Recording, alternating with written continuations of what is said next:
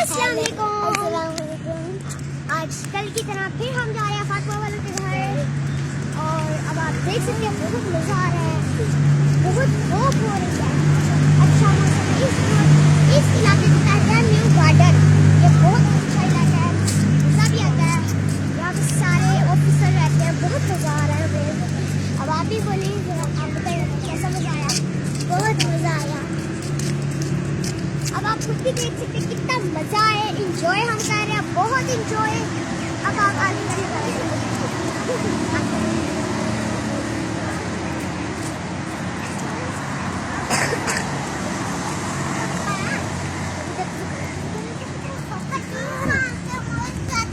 जी हाँ, आपने देखा कैसा नज़ारा है, बहुत खूबसूरत नज़ारा, बहुत मजा आ रहा है। और हम 3 बहन भाई हैं, मैं, मेरा भाई अब्दुल्ला, मोहम्मद अब्दुल्ला, ये ज़ैनब अदी। तो अब आप देख सकते बहुत मज़ा आ रहा है, बहुत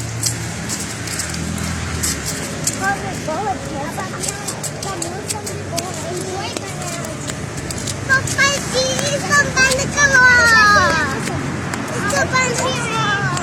बहुत मज़ा आया यहाँ का, यहाँ पे दरख्त भी है प्यारे प्यारे, बहुत मज़ा है।